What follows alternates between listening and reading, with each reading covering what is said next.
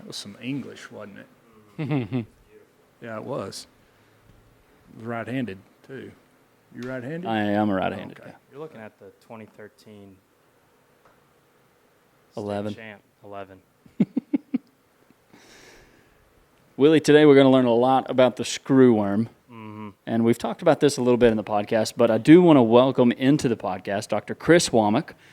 He is a San Angelo native, is a practicing vet, has his own mixed practice after going to Texas A&M, went back to Angelo, also is a rancher, and is one of the is on the front lines of this screwworm work where info is changing daily.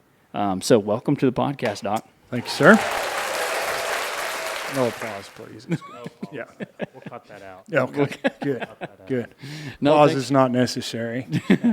But appreciated. Yeah, well, thanks for joining us, because it's we do like to have fun on the podcast, but we also feel like with this screwworm deal that there's a lot of information out there that isn't necessarily true and can be confusing to folks, and so we wanted to go to somebody who is working on the front lines, who has seen it, who has been working with it, worked well with it, a practicing vet. You have a lot of things that I think you have a lot of wisdom and truth that people need to hear. Sure. Well, I'm going to start out by saying that I'm not a policymaker. I'm not an academician. I'm not employed by any kind of government entity. Yeah. I'm a practicing veterinarian. I'm a rancher. I'm old, so I've seen screwworm myiasis in calves when I was a little kid. Helped my dad treat them. So and listened to my dad and my grandfather talking about how all-encompassing it was, and what a burden it was for the livestock producers throughout the Southwest. I'll give you my opinions. Sure. My opinions are learned. Part of it's academic, part of it's experience, part of it's what I've seen and where I've been. Sure. I am a member of the TSCRA Cattle Health and Well-Being Committee, and that's kind of where I got my emphasis directed. Okay. For right now, but my veterinary colleagues don't even understand the significance, or most of them that are in practice today have never experienced, Never seen it. never seen it. doctored it. The younger generation.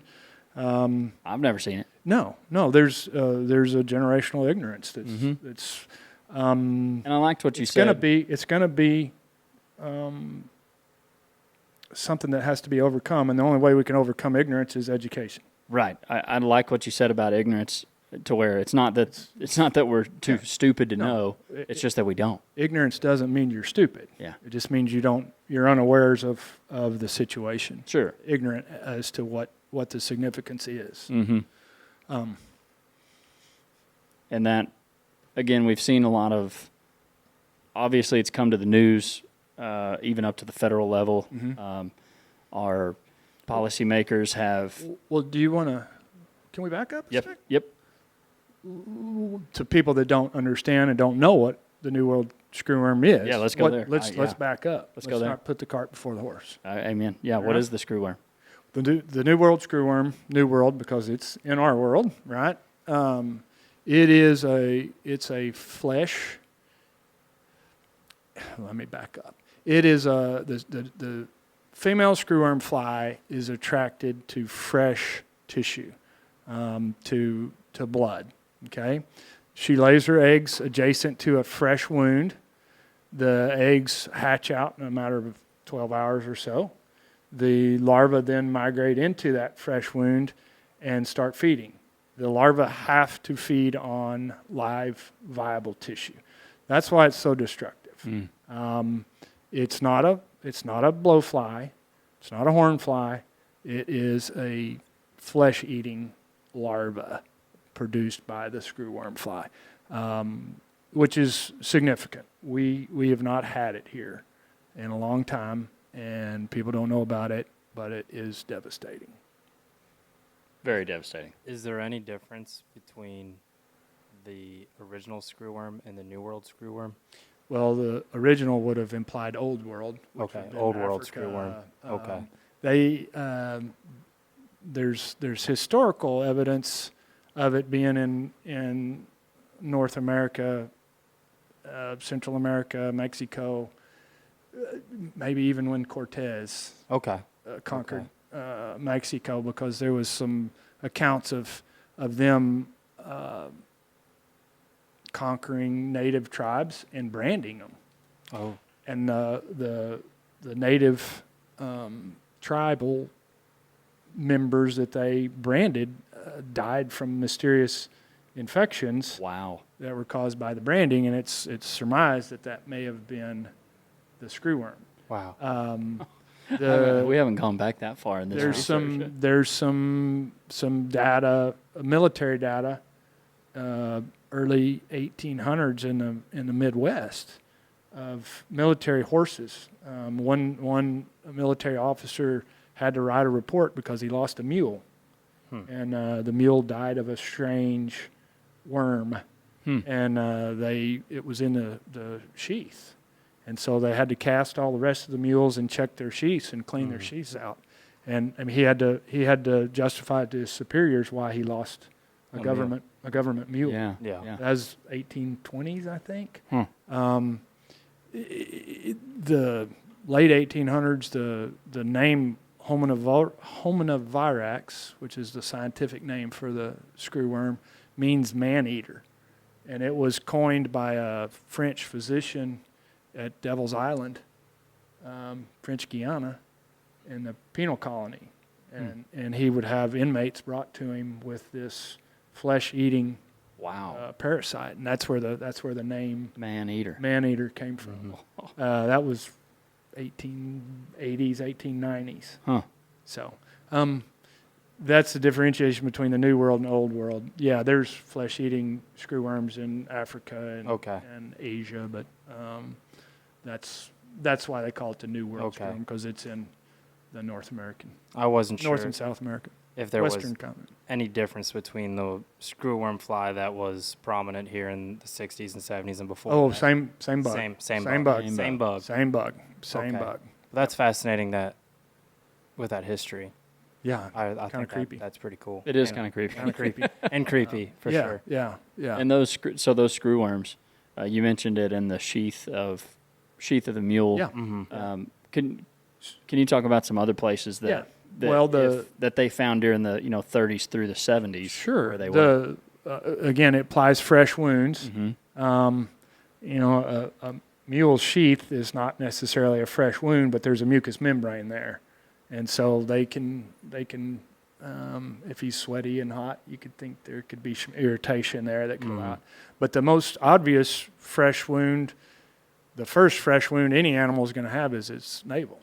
So the umbilicus is by far the most common location for them to lay their eggs and hatch. Again, think about that. That's devastating. Yeah. The navel is just a hop, skip, and a jump away from the abdomen. The umbilicus actually goes directly to the liver. So those animals are dead in just a few days. If they don't get treated, they're going to be dead. And it doesn't matter whether it's a cow or horse, mule, deer, goat, sheep, coyote, feral hog. And so the everyday, I mean, in 1972 when there was that large outbreak, what did the everyday, during the spring, summertime when flies were out, what did that everyday look like? So go back to the 50s where it was endemic from I-40 south to Argentina, okay? So it was Florida, all through the south, all the way to California. Think I-40 and south. Mesquite line, south. Sure. Way south. Yeah, that's like way all the down way to there. Argentina. Those people, if they were going to raise livestock, it was an all-encompassing, everyday deal. During calving season, lambing season, kidding season, foaling season, had to be in a pasture. They had to treat those animals. They had to watch them, drag the maggots out of the navel, and they used to have a dope called Smear 62 Mm-hmm. that was applied. Wasn't it purple or something? I've it heard was, a number of guys. It was well, there was a purple spray, but the Okay. Smear 62 was a black tar, Gotcha. cold pine tar based or some real thick, nasty, gooey stuff. I think it had lindane. It was the insecticide in it, but so they had to treat those animals every day, or check them every day. You know, and if you miss 2 or 3 days on a baby, cow has a calf. You know, this morning you don't check her for 2 days. Well, that thing could really be progressed in a short period of time. So they checked them every day. A lot of good ropers, a lot of good horses made for that. Processing, marking, dehorning, branding, castrating, docking lamb's tails, those kind of things. They tried to do them in the cold weather. Oh. Tried to save those procedures for the cold weather. And if not, they had to make darn sure they treated the wounds. Yeah. Put the smear on them, sprayed them with, insecticide. But a lot of people waited until colder weather to do the processing. The breeding seasons were different too. People that calved year round, they were in trouble. Yeah, you couldn't. Yeah. I mean, you can. Yeah, but I mean, you'd you have to be could, out but there, your conception and viability, I guess your weaning rate yeah. would be dramatically hampered. So a lot of people just, they bred to have calves in our part of the world from November to end of March. Try to avoid the fly season. Same with the sheep and goats. They want none of this 2 lamb crops a year stuff like we have now, or 2 kid crops. We've already adjusted our. Have you really? Yeah. In preparation. In preparation, we went to a single wintertime lambing and kidding season. Wow. Whereas we've been trying to do 2 a year. Sure. So, and again, what does that affect? Your bottom line. Mm-hmm. But it's, I mean, the screwworm deal is serious enough that there are already practices changing. Mine are. Yours are. Again, You're probably one of the earliest. I have a ones little to change different. it. I have a little different viewpoint on it. Right. But our absentee loan ownership of land, lease country, and if we make rounds everywhere once a week, that's pretty common. Yeah. We're doing good if we can make it twice a week everywhere. Yeah. Just because, and for us, it's 70 miles from one lease property to the other. Some work. That's a lot of road time. It's a lot of labor cost. A lot of labor costs, a lot of fuel costs. But if you think about it, our big sheep and goat producers out west, if they got 4,000 or 5,000 head, they don't have enough hours in the day or enough people in 3 counties to treat them. Yeah. So they're going to have to adjust. The cow-calf people in South Texas, where there's not going to be wintertime, what are they going to do? Maybe go to stockers like they used to. I did hear that. I've heard that South Texas, like there was never cow-calf, or very little anyway. Very little, yeah. Because they couldn't keep them. Mm-hmm. Yeah. No, run a lot of good country, good grazing country, run stockers. Probably a lot of them are from Mexico at that time too. Probably. So. Boy, that would just change. No, the whole paradigm's going to have to change. If it gets entrenched, the paradigm would have to change. The production model would have to change. A lot of these people, I deal with a lot of small producers. They don't pick a bull up. Yeah. The bull stays out because it's hard to, what are you going to do with your bull? Where are you going to warehouse him? Mm-hmm. A lot of my clients don't pull their bulls up. Then you have good clients that have 45-day breeding season. Mm-hmm. Those people can adjust; they'll be all right. But you think about it. The average age of the cattle producer in Texas is older than me, probably 60. What is it, 64, 65? Something like that. A bunch of them are going to just throw up their hands and say, you know what, the price of cattle is good. It's a good time to sell. Put it in the bank. That's true. Yeah, so I think you'll see a lot of turnover and probably properties. think about the land value. That did. I was thinking that, like, If it the gets- land value would change. Think about the recreational land use in Central Texas, in the hill country. Mm-hmm. Okay, the land's not really very productive for agriculture. It's really good for deer and exotics, and a lot of those small places there. They're either recreational. They like to look at the deer and exotics, or they're hunting them, and it's going to be devastating for those. I think that was an interesting point today, The talking about the deer population. deer population, Yeah. of wildlife is going to be. It will be devastating. Because there's you can't No. doctor. Is there any estimations of what that, devastation would look like as far as a percent? I heard, I've heard anywhere from 20 to 80% reduction in fawn crop. Wow. Even if it's between that. I mean, Yeah. If Yeah. it's 50%. Yeah. I mean, you think in our part of the world we'll have anthrax outbreaks, and they'll lose a lot of deer, and man, people are really scrambling. That's a big part. It's a big part of the ranch income Yeah. for a lot of ranching It is. operations. And I mean, it would be devastating for some of them, and they're especially the wildlife. I mean, you can't do anything about it. You can't legally treat them.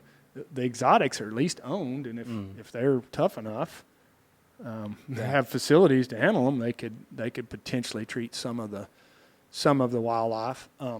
There's push for putting ivermectin in feeds for wildlife, which is a terrible idea. It's an awful idea. The people that are touting that have no idea what devastating effects that could do as far as creating resistance to ivermectin. If and when it gets here, we need to have ivermectin in our toolbox to treat cattle, sheep, goats, to treat them to treat our livestock. Sure. And if indiscriminate use of feed through ivermectin, which currently is illegal, it's off-label use. Yeah. It's not approved. Yeah. It's not efficacious. It's not proven to be efficacious. Talking to a veterinarian from Brazil, where screwworms are endemic and have been since the beginning of time. Forever. I asked him about it, and he said, "Oh my gosh, that would make ivermectin like water in about a week. It would be useless. They don't feed ivermectin in Yeah. Brazil. Yeah. If it worked, they would be. Sure. They would have been doing it for the last 30 years. Mm-hmm. There's even resistance problems to ivermectin and dormectin. I saw a research study out of Argentina where there's starting to be some resistance. The screwworms are starting to get resistant to ivermectin and dormectin in certain instances where they've been using it by injection, correct dose for a long period of time. So using it off-label in an ineffective dose, the only thing that's going to do, besides enrich the feed companies, is create a bigger problem. Every sheep and goat producer, you're just removed ivermectin as a potential That's dangerous. treatment. It's very dangerous. It's extremely irresponsible. It's improper stewardship, and I would implore you to anybody that suggests it to you to speak rationally, because that's an irrational knee-jerk response by somebody that doesn't understand what they're talking about. And I've heard it not only in just cattle feed, Yeah. but I've heard of hunters thinking to do the Correct. same thing in their Yeah. corn. Yeah, and I mean, again, there's recipes on the internet for get a cement mixer and some deer corn and do it, and that is misguided and Wow. and ineffective. Yeah. So that's a dangerous. That's one of those misinformation topics that gets a little. I'm a veterinarian. I know a little bit about parasite resistance. Yeah. I know a little bit about pharmacology, and that's a terrible idea. And it's, again, in my opinion, it's irresponsible to suggest it. Yeah, sure, Yeah, they absolutely. don't know what they're talking about. And you're not just talking about resistance with screwworms. You're talking about that can build a Across the resistance. board. Yes. Yeah, because yes. it's a substandard dose for anything. Mm-hmm. It is used in the tick program. I don't really know much about it, but that is all controlled. The government supplies those tubs. They measure the tubs on a very, very frequent. They measure the intake, the consumption, so they have an idea of what they're consuming. But you're also talking about treating a tick that's Yeah. going to take a blood meal, whereas the larvae are going to be feeding on the fresh tissue. I don't know that it would distribute Mm-hmm. orally. I don't know that it'd be absorbed adequately enough. Obviously, it wouldn't be, or they'd be using it in endemic areas. They'd Yeah. be using it in South America. That would have been since the 70s. Mm-hmm. So that's a non-issue. Well, we hadn't talked much about the eradication of it. Yeah. I liked what you. It was cool. Yeah, I'd never heard amazing. about the involvement that the producers had in it. The crazy thing. So obviously it was a devastating parasite. It was devastating to the producers. It was. Think about it. I can still remember the smell, man. I thought it was cool because I was a little kid and we dug maggots out of we got the rope calves, tie them down, Yeah, and drag maggot. Dad made baling wire, little hook. just a out day of it. worker's dream. Oh man, it was cool. It was the coolest thing. I was right there in the middle of it. Maybe that's why I became a veterinarian. I don't know. Yeah, there you But the smell is pretty impressive. I can still smell it like it was yesterday. It's horrible to look at them. I don't know if I showed you. You did. Yeah. I They're saw the video. Awful Yeah. pictures. And Awful pictures. pictures. Think about that. I mean, if you're a steward of an animal, and that's your charge to take care of that animal, and it presents with its half of its head rotten off, or its abdomen gaping wounds because of the maggots are eating it up, or it gets in their ear and they're walking around in circles with brain damage because they got meningitis. Ooh. It's devastating. So I mean, emotionally, as a steward of those animals, it's got to be disheartening. The economic impact though was just crazy. It was so bad. So the story about the scientists, I mean, is very, very insightful individuals. One of them that did most of the research on he was an entomologist on did the research on the flies and their behavior and mating behavior and population density. He said it was during the Depression, and he did his PhD. He graduated from undergrad school, did a master's and a PhD so he could eat. Wow. Because he would During the get a stipend as a researcher in college during the Depression, and he did it. He goes, "Yeah, I really just stayed in because I wanted to be able to eat." So, thank God. Different time. Yeah. Yeah, figured it out. 3 different guys figured it out. One of them figured out how to mass produce them. One of them figured out the biology of the parasite, and another one figured out the fact that you could irradiate the flies. It would render them sterile without killing them. By radiation. Yep. Okay. Yeah. Cobalt 60, I believe, is what they used back then. Still use it in Panama. The cobalt 60. Yeah, I think it's cobalt 60. It's some isotope of cobalt. Uh-huh. So think about that, man. That was miraculous that they figured it out. They tried it out in Curacao, a little island off Belize, I believe. Small geographic areas. They wanted to experiment, so they went down there and did it, and guess what? It worked. So it was endemic in Florida.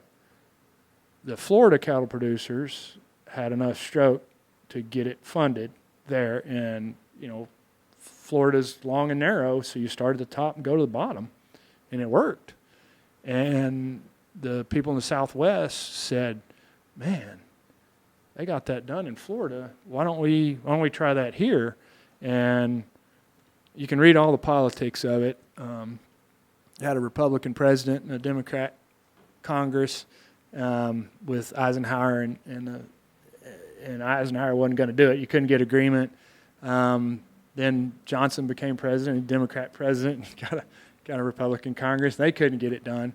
And the producers in the Southwest formed SARF, Southwest Animal Research Foundation, 1962. And they campaigned and they raised the money. They raised the seed money to start the program because the feds wouldn't do it, the state couldn't do it. And producers, it was such a big deal that they they took it upon themselves to raise funds. The suggested contribution was $1 an animal unit in 1962. $1 an animal unit was a big deal in 1962. Absolutely. I've heard I think there was 3 different phases, but I think the first phase, they raised $1 million in 1962 to start the construction, and then Brown and Root built the facility in Mission for cost because Mr. Brown was such a big cattle producer. Wow. And so they got it. They got it done there at Moore Airfield in Mission and started production. But think about that, man. Your grandfather, my grandfather, your great-grandfather, my grandfather's cohorts, they said, oh, my gosh, this is a bad deal. Worked in Florida. We can't get any traction. By God, let's do it ourselves. And they did. Which is the old Western spirit right there at its best. Cooperation. You had to get producers. You had to get your, I don't remember how many counties, 220 counties in Texas had a screwworm commissioner for the county. And they would have fundraising drives and meetings, and you had to have cooperation amongst producers. The sheep guys and the cattle guys had to get along. Had to. The goat guys and the sheep guys had to get along. I mean, that's biblical right there. They separate the sheep and the goats. They don't jihad. And the pig farmers and the dairy farmers, think about it. They all had to cooperate. So, I mean, it was a testament to cooperation amongst producers. As the program became more and more successful, then the adjoining states cooperated. Louisiana, New Mexico. Hey, this is working. Can you share some of the? He said, sure, as long as y'all pony up. And they started contributing funds, and then the federal government and the state governments, they started cooperating. It was successful. We got it technically eradicated from the United States in 1966. In reality, it was still in Texas. I mean, that's where 72 is when I saw it as a little kid. We had a big. That was in Angelo area. Yeah, Edwards Plateau. And that was a hiccup, but it was because it was still endemic in Mexico. So you get a favorable weather pattern. You get somebody bring some illegal cattle across or wildlife crossing. And here we go. We got an incursion back in the United States. And so it was this back and forth thing across the southern border. And we said, hey, why don't we talk to Mexico? And Mexico said, oh, my goodness, y'all would do that for us? If we cooperate, y'all would help us? And we did. And the United States built a plant in Chiapas. So we had a plant in Mission that was making the sterile flies. We were having a facility in Chiapas that was generating the sterile flies and essentially blanketing the area. Especially really hit it during the winter and tried to push it back, and ultimately got it pushed back out of Mexico. Took about 20 years. We got it pushed out of Mexico, and the next, hey, this worked great. Let's keep it. Mexico, it gets smaller. Central America, it's a smaller landmass. Why don't we keep going? And we built a facility in Panama, the one that's still there. So we had a facility in Chiapas and one in Panama, and they knocked it out of Central America. They knocked it all the way back down to the Panama Canal and the Darien Gap. And since Panama was free in 2002, declared free in 2000, so it took 40 years, 62 to 2002. Wow. To get it done. And since 2002, the buffer zone has been the Darien Gap south of the Panama Canal. And they'd kept it in check until now. Well, we had one little incursion in the Florida Keys in 2016. Long and short, we got the fly larva from Panama. They released them in the Florida Keys. There's only one road in and one road out, so they controlled movement out. essentially quarantined it and whipped it. Pretty short order. So the sterile fly is the technique that works. So we got a problem now. I was able to go to Panama. Well, the first time I went was in August of 24, and just visiting with a producer, pretty well-connected producer. He said, "Hey, I need to tell you something. The fly got out of the barrier zone. It's in Honduras."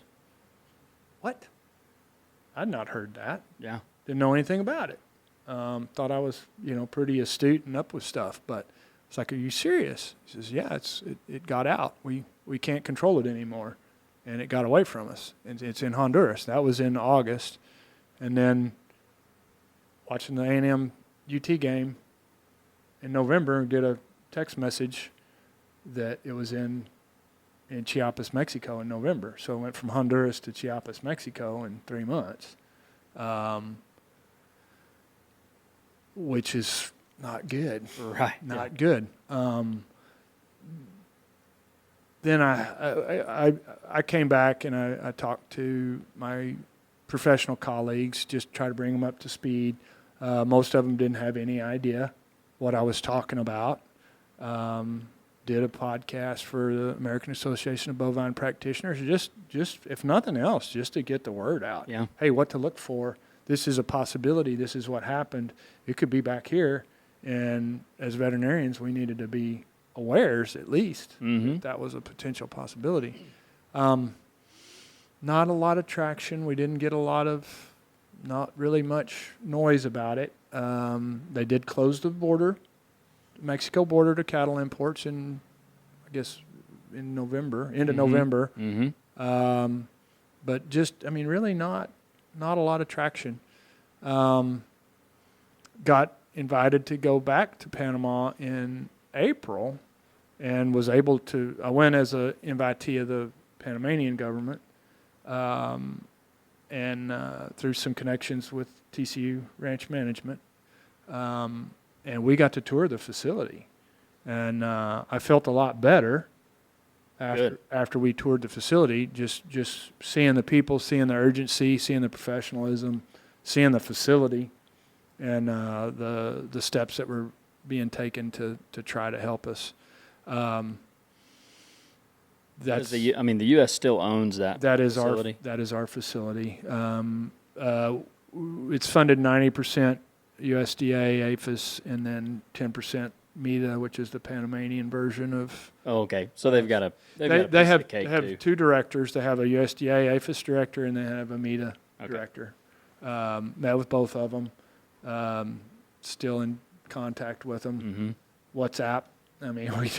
We talk fairly frequently, just to check on things. But if you think about it, we own those flies, right? We built that facility with one goal in mind, and that's to protect the United States. We're protecting the United States by keeping the flies in the buffer zone, beat back down into South America. When it failed, again, there wasn't much traction. I don't know anything about the politics in Central America, but I make assumptions. Yeah. But we know what that makes, right? Yeah. Out of both of us. It puts me in the hot seat, doesn't it? It does. It puts me right in the hot seat. It makes me kind of sweat. Makes sense. Yeah. We got it in Mexico, and we closed the border, and we said, "Oh my goodness, it's in Chiapas, which is the Tehuantepec Isthmus of Tehuantepec in Mexico, which is the narrow spot." All of the flies that were being produced in Panama were supposed to be diverted to Mexico and blanket that little isthmus and try to set a new barrier there. There was a lot of, and this is talking to the people in Panama, they said, "Man, we're getting a lot of pushback. Mexico's not really letting us do our job. They're not letting us." They ramped up the production from 25 to 30 million all the way up to 100 million flies a week. They were supposed to be flying them into Mexico and pupa and then distribute them in the Tehuantepec Isthmus. And they were, they wouldn't work on Sundays, and they wouldn't work on holidays, and they wouldn't they were making them stop for customs checks and charging them fees to get airplane parts, and just a comedy of bad stuff. Weren't playing nice. They weren't letting the Mexicans weren't letting the Panamanians do their job. Okay. That's when Secretary Rollins put the new sanctions on Mexico. She gave them an ultimatum to pony up. Or we were closing. And we were closing the border again, and they didn't. They've made some strides apparently, and it's better, but she still closed the border. And there has been some positive cases north of the Tehuantepec buffer zone.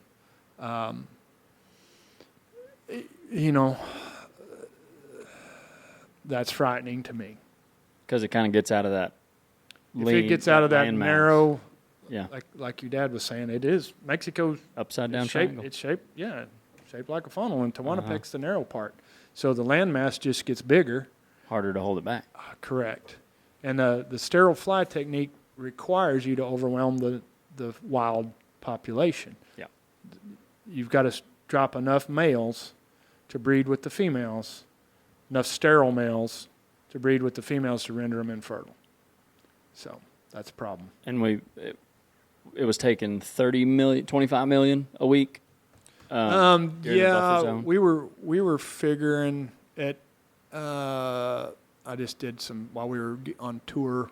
I did a little quick math, and it was 15 million a year or so at the maintenance level. But then once they had to ramp up to 100 million, it's going to end up being a $31 million a year. Wow. Maintenance. That's not building the plant. That's just operating costs. And we haven't mentioned that we don't, like the Panamanian facility is the only current in the world facility in the world. Yeah. So think about this. When they had to start diverting the flies to Mexico, they're left out. Oh, Panama's left. Yeah, they're in the wind, man. Yeah, yeah. They're back the way they were pre-2002. It's there. And unfortunately, you go back to that generational, that's 20 years. Go back to that generational ignorance, and a lot of the young producers didn't know what it was, didn't know how to react. And they didn't know about changing your breeding seasons to the dry. They don't have winter, but they have a dry season and a wet season, and there's less transmission during the dry season. Again, it's a double-edged sword. Sure. Forage is going to be better in the wet season, not as good in the dry season, but they had to think about their management practices, castrations. They do have some products that they can use that are better suited and more effective than we have here. Is that due to just regulations? Yeah, there's a combo product called Negasont, which is a Coumaphos, which is Coral, and a Sulfa. Okay. I believe they don't license. It's not licensed in the States. Okay. But it's like for the naval or castration sites, as a matter of routine. That's what they just powder. Is it a powder? It's a powder. One of the guys from Guatemala the other day told us he mixed it with mineral oil and kind of makes a smear out of it just so it'll stick a little better because it rains all the time. Oh, makes sense. They spray permethrins. They spray organophosphate. They spray Coral. They give injections of ivermectin or dormectin when they process. Again, ivermectin gives them about a 14-day blood level, and dormectin gives them about 21-day. So that's Dectomax? Dectomax, yeah. Okay. So think about it. If you're castrating a calf, you give them a shot of dormectin. You treat you put the powder in the wound. It's going to take them 2 or 3 days for the blood level to get adequate, but hopefully the topical wound treatment is going to keep that under control. Then you got 3 weeks. Surely the wound's going to be healed by then. You hope. You hope so. Yeah. I mean, and so there's management techniques that they're having to revert back to that they didn't. Apparently they were dehorning a lot and not carterizing. So they carterize dehorns, treating brands. Real ornate, tight brands that have a lot of heat, you've seen some of these brands that are really Yes, goofy. real tight, yeah. And they blotch. Blotch real bad. Yeah. Well, think about that. If they blotch real bad, that's a big wound, and those flies they blow those brand wounds. So I'm sure. an open brand. One of the guys from Guatemala sent pictures, and they moved their brand to it's almost a line with a little hoopty deal at the top of it. Just a real small brand now. And real straight, real linear. Yeah. Not a bunch of curves, not a bunch of angles. Open brand. Mm-hmm. Bunch of the old brands here. They were that way. They were. I mean, they were very real simple and open. A lot of curved lines, and not a lot of right. Not a lot of. This one will blotch. That one will blotch. This one can blotch pretty bad. Yeah, if you don't have it broke Mm-hmm. on that cross piece, it'll blotch. Yeah. But a lot of old brands in this part of the world were real open and a lot of curving. King Ranch. Mm-hmm. Think about it. Yeah. Flying W, man. Yeah. There wasn't a sharp line anywhere on No. that thing. No. But that's why a lot of those old-timey brands were that way. Wow. Yeah. Well, I'm going to move to one of my favorite segments of the show. Yep. Called the Ag Gear Hot Seat. Yeah. And I bet being on the front lines of these flies that you've sweated a little bit about it. Yeah. Sweating a little bit. And in that poncho shirt, I'm sure you were. But if you were wearing an Ag Gear shirt, Yeah. man, you would just stay cool the whole time. I wouldn't sweat. You wouldn't be sweating. You'd Wouldn't be stay running cool. down my backside. Well, if you use code Tucker Brown online, you can Yeah. get the 15% discount code. Get you some Ag Gear. Okay. Well, welcome. I'll have to look into that. Hey, I love them. Yeah. I've worn the ponchos too. Before I worked with Ag Gear, I did, and I do like them. If I wasn't working with Ag Gear now, I think I would stay with Ag Gear. Yeah. Well, I'll have to look it up. It's a pretty sharp shirt. All right, couple questions. Okay. What is the difference between a bot fly and a New World screwworm? So bot flies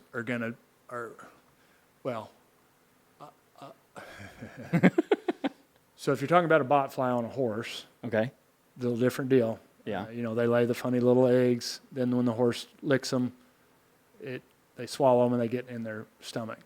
But probably what you're talking about. I'm going to talk more about the cattle. Blowflies. Blowfly. Okay. Blowflies, Okay. yeah. A blowfly is going to feed on dead tissue. Okay. Okay, not living tissue. You'll find blowflies in feces on the ground. Mm-hmm. You'll find it in trash. You'll find them in rotten carcasses. Sheep producers, a lot of the fleece worms, they get nastiness. Skin gets macerated from feces or blood or fighting or whatever, and they get a little rotten around their horns, or just nastiness underneath the heavy wool. And the fleece worms are blowflies. Blowfly. They are only going to eat dead tissue. Okay.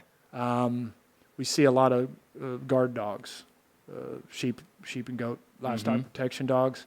The real heavy coated ones. A lot of times they'll get stickers and mats, and they'll get feces in their hair, around their anus, and stuff like that. And if you're not careful, they'll get blowflies and get maggots. So obviously the shorter coat livestock protection dogs are a little better in our part of the world, but I mean, you've seen animals that they get a wire around their foot, right?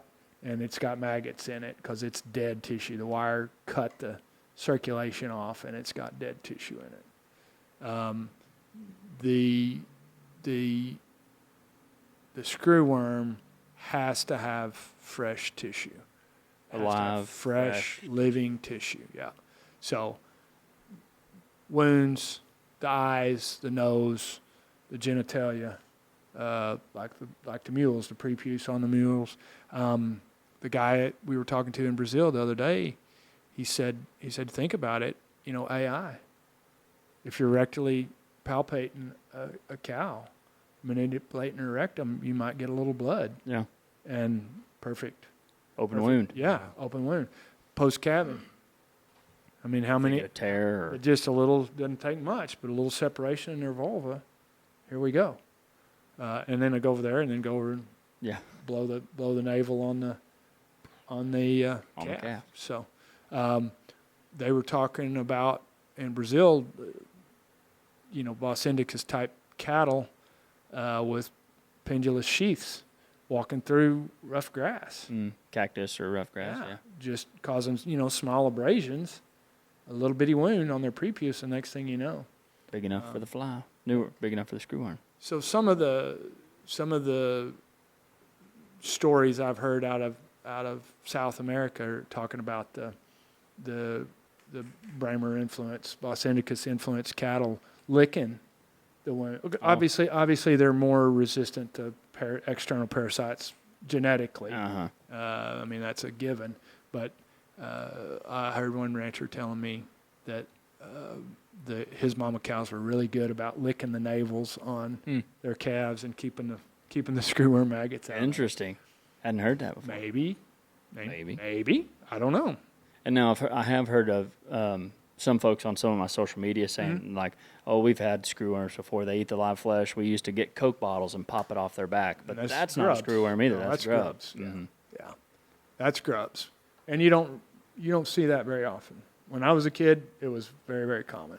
The grubs. Yeah. Yep. Yeah, but very rarely do you see a Yep. We've only seen it a few times, Yeah. and it's usually you have a strange late frost in our part of the world, so they'll have a second heel fly season. But with modern pour-ons and modern injectables, pretty easy. it's very, very easily treated. Back in the day, when I was a kid, you had to be careful about treating them. They used to tell us you couldn't treat them between July and September because of the migration of the grub larva through the tissue. Supposedly would go close to the heart, and if you treated them and killed them off there, it would kill the cow. That was disproven. That was an old wives' tale. But back then we had Corral. Mm-hmm. I mean, that's what we treated with. Yeah. Which is not available anymore? The old strength isn't. Yeah. Veterinarians can get it. Okay. The prescription, but the over-the-counter stuff's, I think, half or maybe 1/3 of what the old strength used to be. It was terrible. So two questions that are hypothetical at the moment. If and when this fly gets here, right? What, as we sit right now, what is one of the better ways to treat it? So, number one, you as a producer, you go, you have a calf with a navel that's got maggots in it, right? So, the first thing you want to do is collect some of the maggots. They're supposed to be coming up with some submission. I showed the picture of the old cardboard tube. Those were the submission tubes that you could get any feed store, any ag agent. I mean, any county agent's office had those, and producers would just go pick them up. And I've never seen them. Keep them in the pickup. Yeah. And you find a wormy calf or goat, lamb, whatever. You need to collect some of the maggots so we can submit them and identify that is indeed what we're dealing with. Cleaning the maggots, physically taking them out of the wound. Like I said, when I was a kid, use baling wire, dig them out, but don't leave them lay on the ground. Because if they are screwworm maggots, they fall on the ground, they pupate, then in 5 days they're going to be a fly. So you're just helping them. You're exponentially increasing it. So you have to treat it. Yeah. Drag as many of them out as you can. Apply, you can use Catron spray, the fly spray. You could use Corral powder. You could give them an injection of Ivomec or Dectomax. Like I said, in a pinch, we used to have D40 when I was a kid because that's all we had in the pickup. Yeah. A lot of people will pour gasoline or alcohol or something like that on the maggots as you drag them out. If you had the opportunity to do it on a feed sack or something like that, wad it up, set that sucker on fire, light it on fire. But you need to kill the maggots. Yeah. You got to treat the wound. Okay, obviously. Yep. Treat the wound, but you got to kill the maggots. Don't drag them out on the ground and leave them lay. Make it worse. But you need to get it identified. There is supposed to be some of these tubes coming Okay. coming out. The Texas Animal Health Commission is supposed to be putting some together. They sent out a flyer, and I have some that I put together for some of my more remote clients that are way out, like Pecos County, way out there. And it's a test tube with some alcohol, some rubber gloves, some forceps, and the instructions on how to fill out. There's really specific instructions on the paperwork to fill out. They want GPS coordinates and all that, so they'll know exactly where it was. And then it currently, since it's considered a foreign animal disease, it has to go through the federal labs. So, yeah, you could bring them to me, but I have to send it. Yeah. I have to send it. Call the state. They'll come pick them up, but they have to go to the federal lab for confirmation. But treating the animal, you don't just say, oh, that's going to be a statistic, because if you leave it go, let it die, with a whole bunch of maggots on it, you're not It's just making it worse. you're not helping it. Yeah. You're going to exponentially increase the numbers in your area.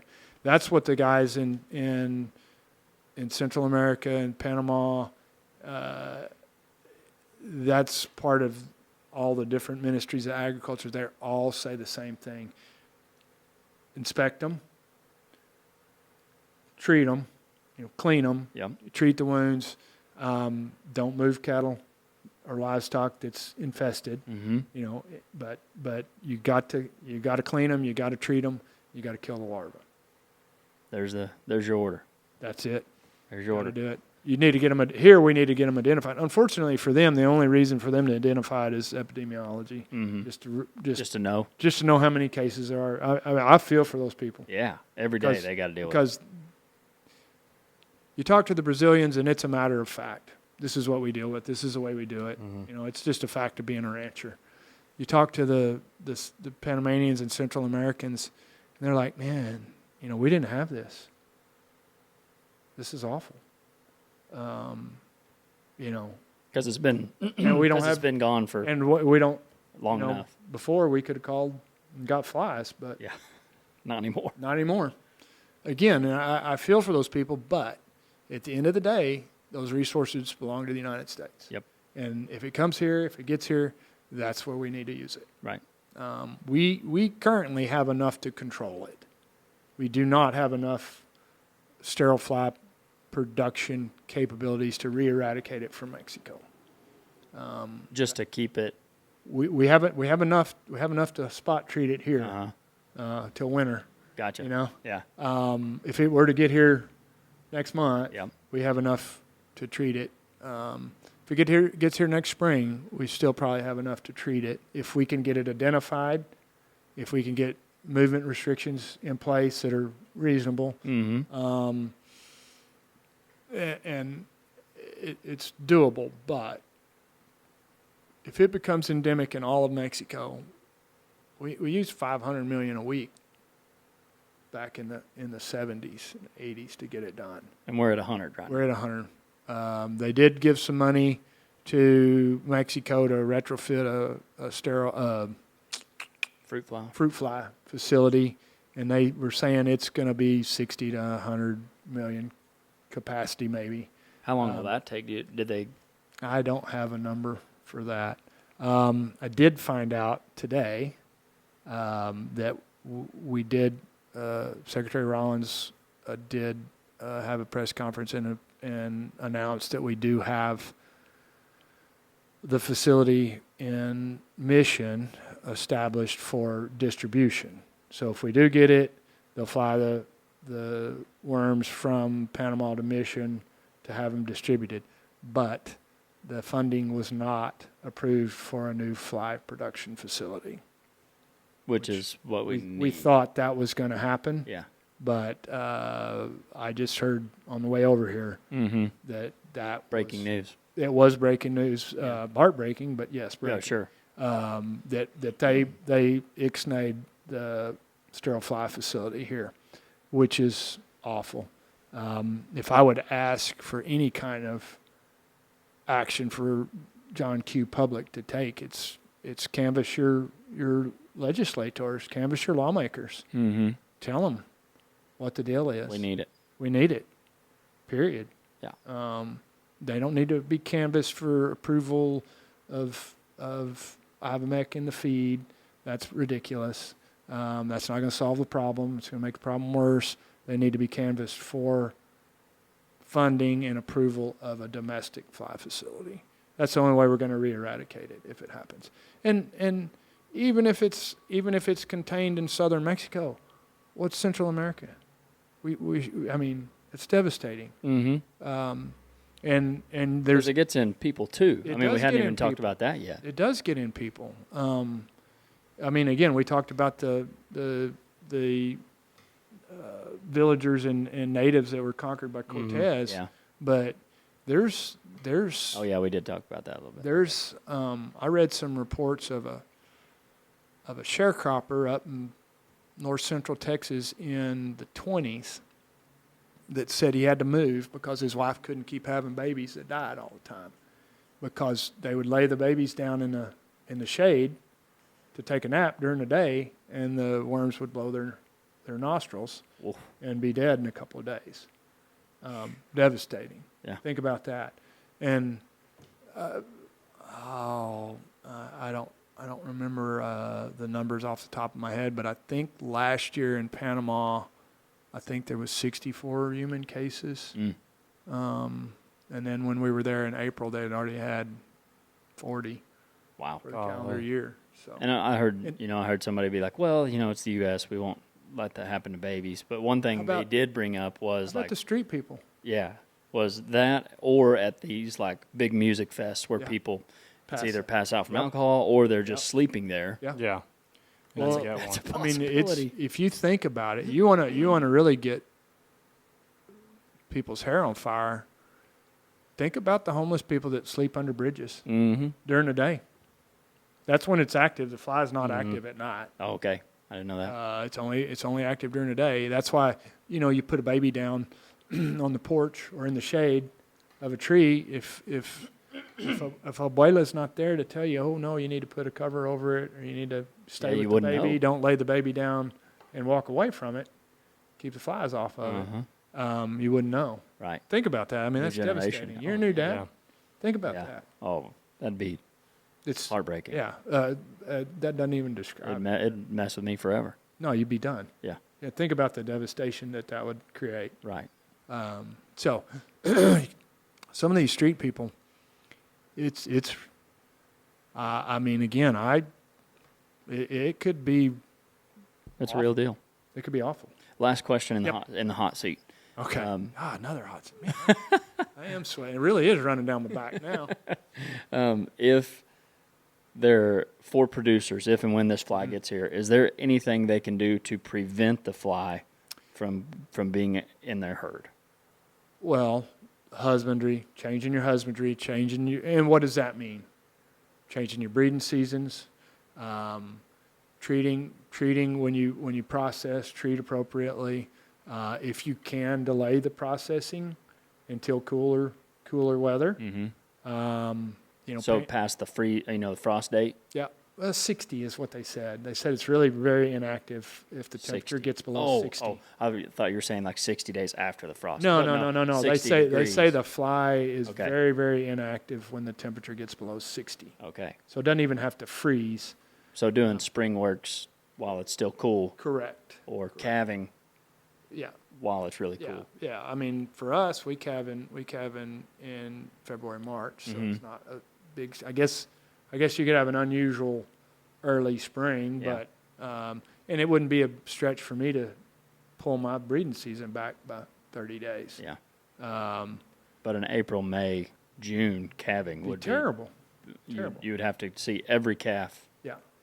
Yeah.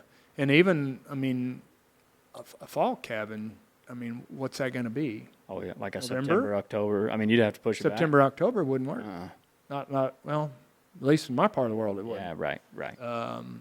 And again, that's when we would be lambing and kidding is Uh-huh. September, October. We ain't going to do it. Yeah, I don't think about that side very often. No, That'd be. I mean, it's we're- still huge we're for people- Angelo we're area. people too. Yeah. Golly, Y'all are tougher than I am. Kinda I'm feel- not tough enough to kinda- work I there. kind of feel Discriminated discriminated against. against. Yeah, I feel for you. yeah. I'm sorry about my counterparts. I identify as a cattle producer. Oh, okay. Yeah, Okay. but the sheep and goats make money. Yeah, I have. TCU did teach me that. Yeah, That yeah. in 2017 they were doing They were quite well. hot. Yeah, and again, it's still pretty darn Is it? seasonal. Yeah, it's not bad. Not bad. That Angelo area, they I sold some good for it. rams the other day we did well. I find it interesting about the kind of off topic, but the difference in whether it's breed associations or the science behind the breeding between, and it may have changed, so it might be ignorant, but like there's no EPDs in rams or They're working on goats. it. They're working on it. Yeah, they're trying to get some data on the sheep side. Yeah. Yeah. But whereas cattle is like Yeah, very scientific, yeah, genetics, yeah, and no, absolutely. There is some work they're trying to do some work on rams. Goats, not much there. not much there. Maybe some of the purebred. A Billy's a Billy. Well, I mean, maybe to an extent. maybe some of To an the extent. ours are so crossbred because of the heterosis. That's what we Shooting for. Yeah. Oh yeah. Mm-hmm. Yeah. Makes sense. But think about those big producers. Be devastating. Oh, yeah. Devastating. The deer thing, devastating. If you know, I heard a figure about the hunting being worth $9 billion industry. I was like, man, that doesn't sound right. But you get to thinking about it: licensing, guns, feeders, blinds, side by sides, jeeps, trailers, campers, clothing, optics. You go to some of these small towns, the cafes and the gas stations and tire stations. I mean, think about that. Mm-hmm. I mean, Now, that's a Throckmorton- big part of their yearly income. I mean, Throckmorton doubles come November. Yeah. I mean, think about the economic impact of something like that. So, it's mind. It can keep you up at night. Oh, for sure. Yeah. For sure. So So I'm grouchy because it keeps me up at night. it's going to start keeping me up at night, too, after Good. hearing this. I'm glad. You're not We alone don't need to be anymore. freaked out. Sure. Okay. Just aware. This is not going to be a swarm. It's not going to be a biblical proportion swarm of screwworms coming across the Rio Grande in a cloud. Okay. But it's going to be incursions, and the incursions are going to be, deer or feral cattle or illegal cattle or coyotes or illegal migrants. I mean, if they have it. Oh, yeah. I mean, we kind of forgot to talk about that, too. Think about it. Of just how that was a part of it escaping in, what was it, when we- 22, 23? When we were in Panama at Copeg and visiting with them, we asked them point blank, hey man, how did this happen? That's why we're here, is we want to know how it happened. And it was multifactorial. COVID set them back. People couldn't come to work. The inspectors that were inspecting the livestock Couldn't come to work. couldn't come to work. The field inspectors for Copeg that were out in the field taking samples, they couldn't come to work. They had some breakdown in the facilities with supply chains, so some production was hampered. And then they said that was one big factor. And then the second biggest factor was the illegal migration of people and animals. The previous administration open border policy went all the way to South America. And when they opened the borders, they said they were overwhelmed. Wow. They couldn't do anything. People coming across, those people had to eat something, right? Were they driving stock with them? I don't know. But the unmitigated and uncontrolled migration of people, the livestock producers down there, well, they're not controlling the people. What the heck? Why would we worry about controlling the cattle movement? Let's go. We'll take them up through Central America. We'll go to Mexico, have them slaughtered up there. Mm-hmm. Big market for them. You talk to all the Central American guys, and they say, "Oh yeah, the illegal movement of cattle is what made it spread so fast." Wow. Just think about it, man. They got screwworm infestation. You put them on a truck, And how far can They you can move pretty quick. How far can you be in a day's time? Yeah. And especially if they live 19, 21 days. Well, it's a 21-day. They said that Okay. they did say that the life cycle is shortened a little bit in Panama to 19 days, so 21. But still, I mean, here you go. If they drop off somewhere in route Mm-hmm. and pupate, you're spreading the seed from south to north. So it's mind-boggling, and it like I said earlier, it gets me. It gets me in a real visceral place to think that our forebears took it upon themselves to address the problem, kick its ass, beat it all the way from North America through Central America to South America, essentially. Yep. It took 40 years to get that done, and looks like in 3, maybe 4 years, we're going to undo all that. Mm-hmm. And if I'm not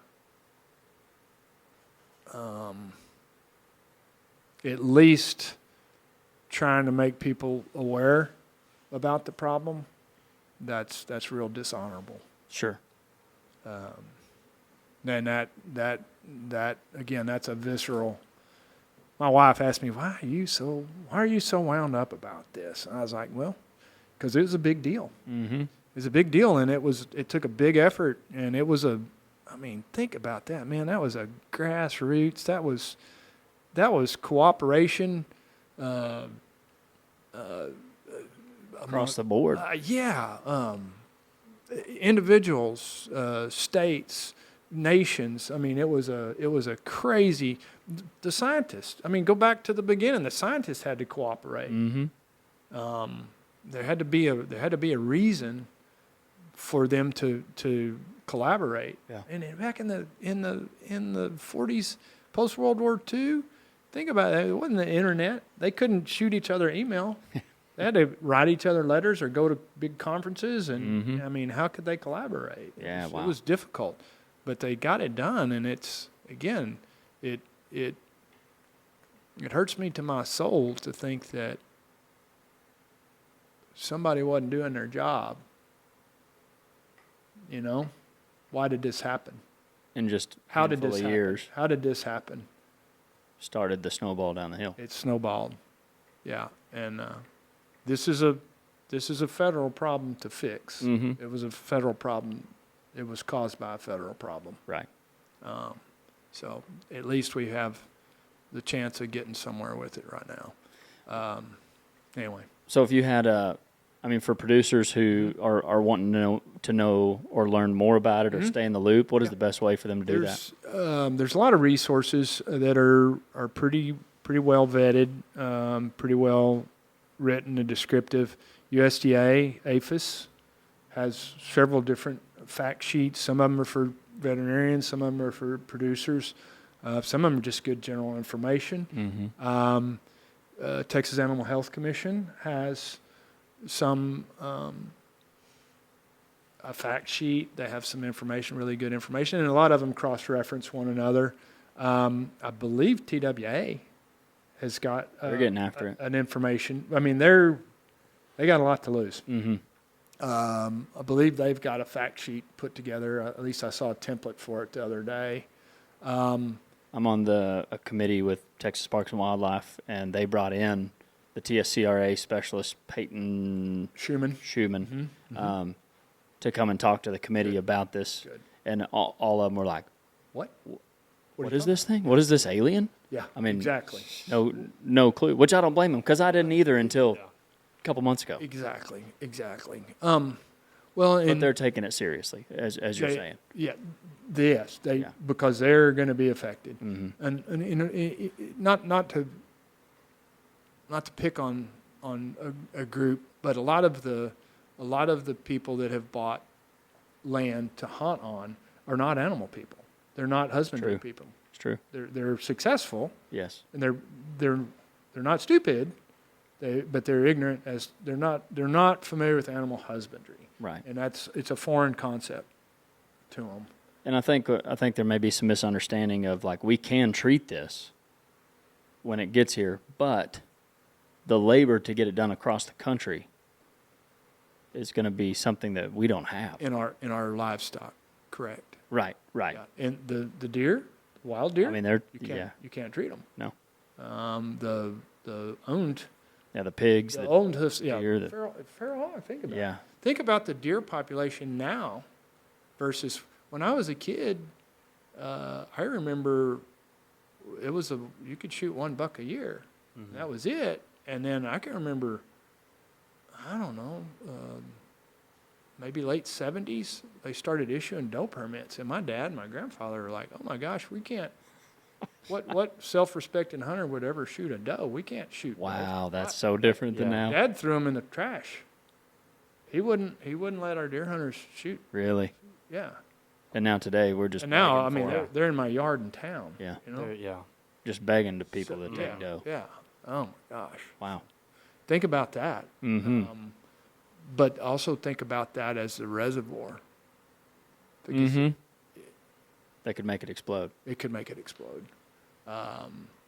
Especially, think about the bucks in velvet or in rut. Oh, sure. Yeah. Or in rut. Yeah. Start fighting. Mm-hmm. Get a wound. Yeah. You asked about where to get information. Yeah. Sorry. Again, USDA, APHIS, the Texas Animal Health Commission information. There's a really cool old book called The Peaceful Atom and the Deadly Fly. Charles Scruggs is the author, and he was the president of the Southwest Animal Research Foundation. Really, really neat. Got a lot of the history and how they did it. It was written in 75, I think. Wow. Really cool book. It's real hard to get a hold of, but really neat book. If you can ever get your hands on it, give you a lot of information. I would tell you you can Google it, but there's a lot of misinformation out there too. Mm-hmm. The World Health Organization for Animals has pretty good info on it. I would stick with reputable sources. Mm-hmm. So. And you know what?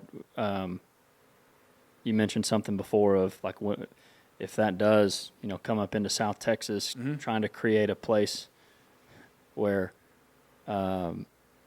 we can lock that off. What's the right word I'm looking for containment zones? Quarantine sounds kind of rough. Containment, I believe, is the terminology they're trying to use for it for isolation. But that'll be new to consumers. I mean, to customers. It'll be producers. There we go. It will be. The South Texas people understand. Well, with the ticks, the tick quarantine zone and containment zone, they're familiar with it. But you get out of that, and a lot of people don't understand what a hold order is unless you've had trick or something like that. Mm-hmm. You don't know what a hold order is on your ranch, and that's freaky. Yeah. The one of the fears I have is that word gets out that if we confirm it on my ranch and we turn it in and it's confirmed and they're going to quarantine me and I can't sell my livestock, so I'm not going to turn it in. That is the worst case scenario, because just like we talked about, and they're going to say, okay, well, we're going to accept the 10% death loss or 15% death loss or 20% fawn crop loss or whatever. That's amplifying it in the environment. Mm-hmm. So you've got to get it contained. If we don't, we've got to get it identified, then contain, and then we use the sterile fly technique. Livestock, one of the proposals I heard about the containment zones would be concentric 6-mile or 6.2 mile circles, where the inner circles are more stringent inspection and treatment, spraying them and giving them Dectomax or ivermectin, controlling movement in and out. And then the outer one is a little less stringent, but still controlling and inspecting. One of the things that's, again, it's not been explained to me how it's going to work, is if we get a positive case and we have an isolation zone, if you will, if it's one case and you got 12 miles around it, well, great. How many roads come in and out of that 12-mile circumference? Yeah. Depends on where you are. True. Right?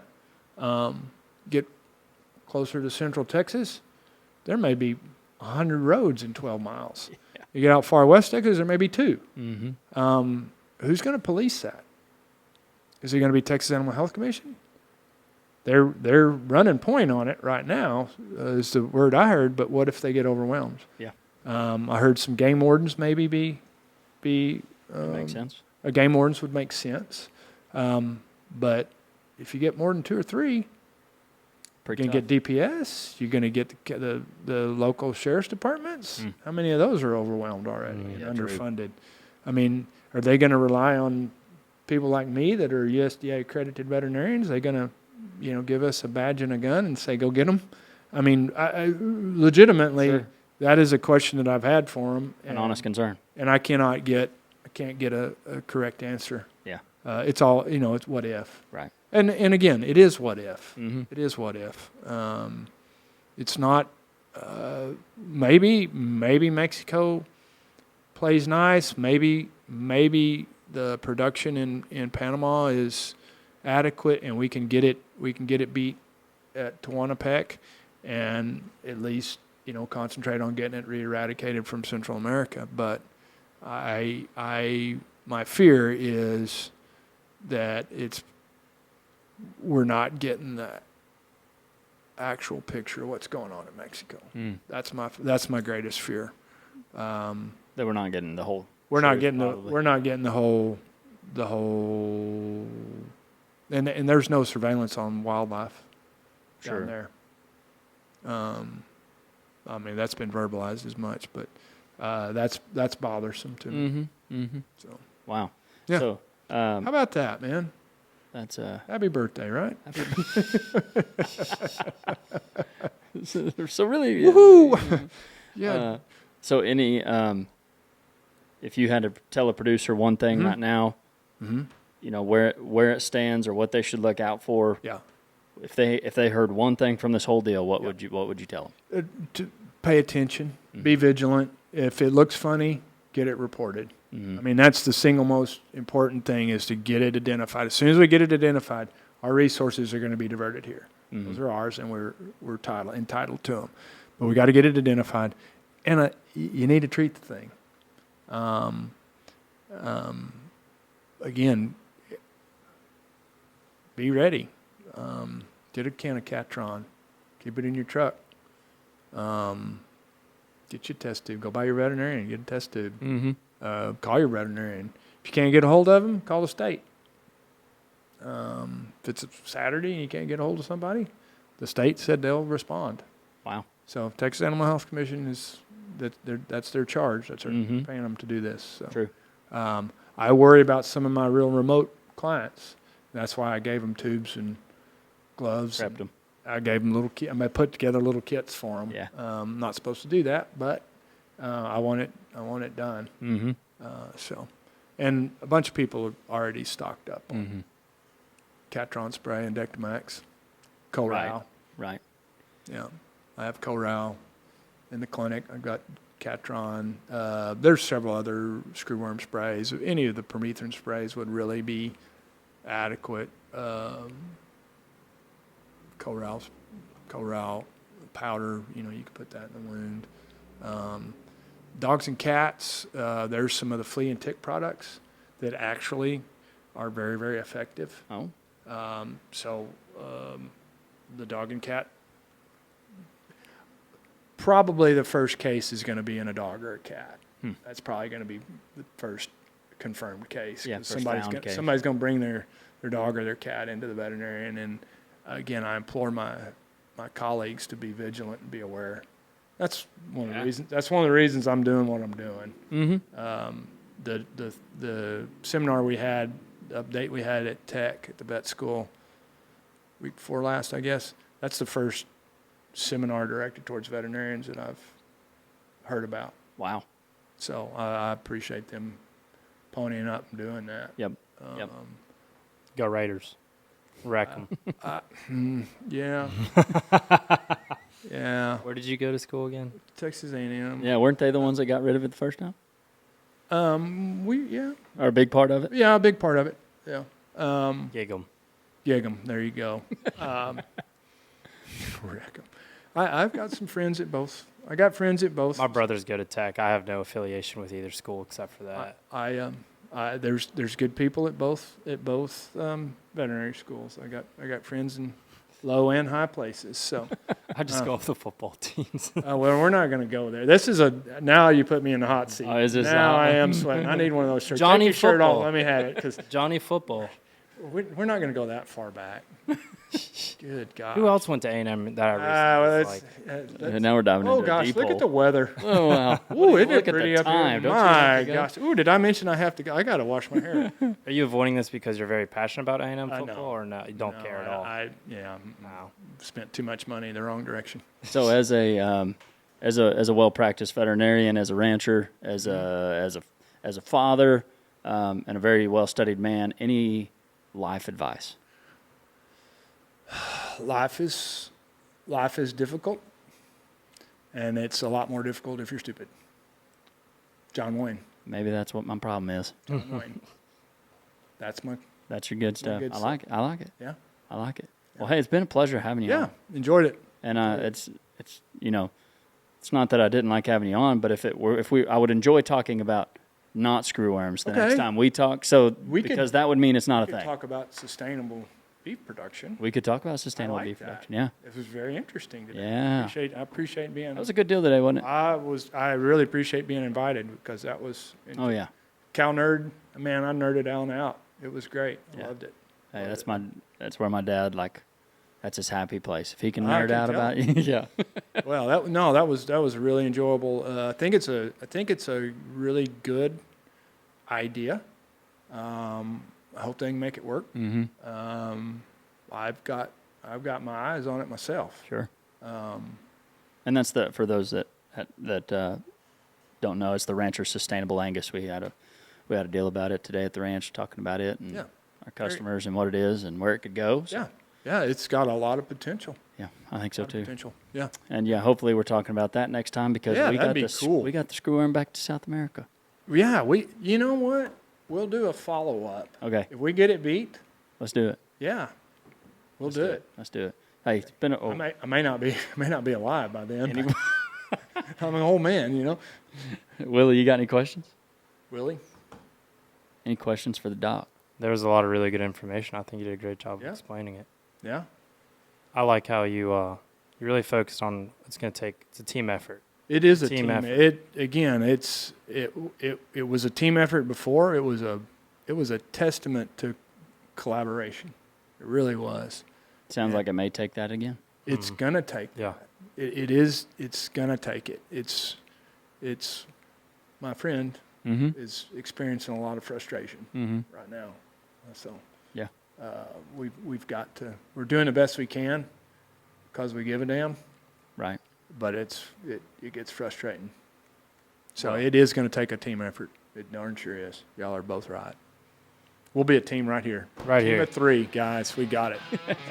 Well, hey, Dr. Chris Womack, thank you again for being on the podcast and for traveling all the way out here for this deal today. Oh, yeah. It's just down the road, man. Just down the road. That's right. Well, hey, have a safe trip back to All San right. Angelo. We'll see y'all down the road. That's right. And we'll do a follow up. Okay. We'll do a follow up. I'm going to hold your face to the fire on that one. Ideal. All right. Hey, you've been listening to the Registered Ranching Podcast. Hope you learned something today. To at least look where the information is. Get some good information. It's a real deal. Let's pay attention. Let's know what we're up against, and that's what we learned here today with Dr. Chris Womack. You've been listening to the Registered Ranching Podcast. Give us a 5-star review. Really helps us out. But until next time, don't forget, y'all stay classy. And ranch on them. And ranch on them. God bless. We love you guys. Great work, Tucker. Great work out there. That's a good what? It's a great work out there. Oh, yeah. Fellow team member. Tough work. It is. Sweat. It's a poncho shirt. It's a poncho. Yeah, you got to have that gear.